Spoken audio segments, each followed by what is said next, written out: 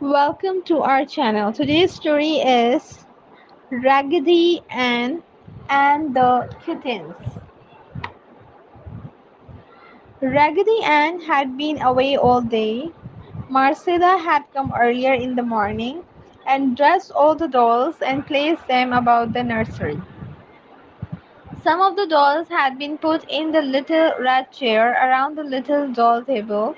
There was nothing to eat upon the table except a turkey, a fried egg, and an apple, all made of plaster of Paris and painted in natural colors. The little teapot and other doll dishes were empty, but Marcella had told them to enjoy the dinner while she was away. The French dolly had been given a seat upon the doll sofa, and Uncle Tom had been placed at the piano. Marcella picked up Raggedy Ann and carried her out of the nursery when she left, telling the dolls to be real good children while Mama is away. When the door closed, the tin soldier winked at the Dutch boy doll and handed the imitation turkey to the penny doll. "Having some nice turkey?" he asked.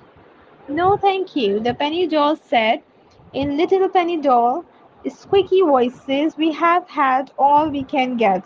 "Shall I play you a tune?" asked Uncle Tom of the French doll. At this all the dolls laughed, for Uncle Tom could not begin to play any tune. Raggedy Ann was the only doll who had ever taken lessons, and she could play Peter Peter Pumpkin Eater with hand. In fact, Marcella had almost worn out Raggedy Ann's right hand teaching it to her. "Playing something lively," said the French doll as she giggled and behind her hand. So Uncle Tom began humming the eighth keys on the toy piano with all this might until a noise was heard upon the stairs. Quick as the wind, all the dolls took the same position in which they had been placed by Marcella, for Word did not wish really truly people to know that they could move about. But it was only Fido.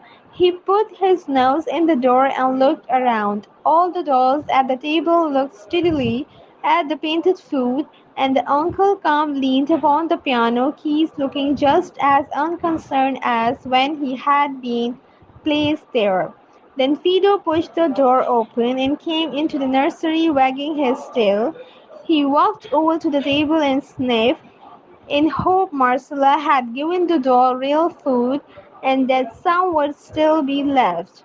"Where's Raggedy Ann?" Fido asked, when he had satisfied himself that there was no food. Mrs. Truss took Raggedy Ann and went somewhere, all the dolls answered in chorus. "I have something I must tell Raggedy Ann about," said Fido as he stretches his ear. "Is it a secret?" asked the penny doll. "Secret nothing," replied Fido. "It's a kitten." "How lovely!" cried all the dolls. "Really live kittens?" "Really live kittens?" replied Fido. "Three little tiny ones out in the barn." "Oh, I wish Raggedy Ann was here!" cried the French doll. "She would know what to do about it." "That's why I wanted to see her," said Fido as he thumped his tail on the floor. "I didn't know there was any kitten, and I went into the barn to hunt for mice, and the first thing I knew, Mamma Cat came bouncing right at me with her eyes looking green. I tell you I hurried out of there." "How did you know there was any kitten then?" asked Uncle Clem. "I waited around the barn until Mamma came, went up to the house, and then I slipped into the barn again, for I knew there must be something inside, or she would not have jumped at me that way." "We are always very friendly, you know," Fido continued, "and what was my surprise to find three tiny little kittens in an old basket, way back in a dark corner. Go get them, Fido, and bring them up so we can see them," said the tin soldier. Not me, said Fido. If I had a suit of tin clothes on like you, have I might do it. But you know cats can starch very hot if they want to. We will tell Raggedy when she came in, said the French doll, and then Fido went out to play with the neighbor's dog. So when Raggedy Ann had been returned to the nursery, the dolls could hardly wait until Marcella had put on their nighties and left them for the night. Then they told Raggedy Ann all about the kittens. Raggedy Ann jumped from her bed and ran over to Fido's basket. He was not there. Then Raggedy suggested that all the dolls go out the barn and see the kittens. This they did easily, for the window was open and it was but a short jump to the ground. They found Fido out near the barn watching a hole. I was afraid something might disturb them, he said, for Mamma Cat went away about an hour ago. All the dolls with Raggedy Ann in the lead crawled through the hole and ran to the basket.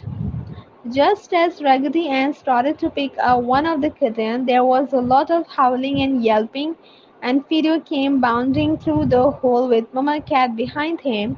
When Mamma Cat caught up with Fido, he would yelp.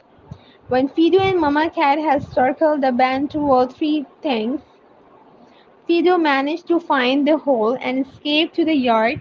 Then Mamma Cat came over to the basket and saw all the dolls. I am praised at you, Mamma Cat said. Raggedy Ann Fido has been watching your kittens for an hour while you were away. He wouldn't hurt them for anything. I am sorry then, said Mamma Cat. You must trust Fido, Mamma Cat. You said Raggedy Ann, because he loves you, and anyone who loves you can be trusted. That's so, replied Mamma Cat. Cats love mice too, and I wish the mice trusted us more. The dolls all laughed at this joke. Have you told the folk up at the house about your dear little kittens? Raggedy Ann asked. Oh my no, exclaimed Mamma Cat. At the last place I lived, the people found out about my kittens, and do you know, all the kittens disappeared. I intended keeping this as a secret.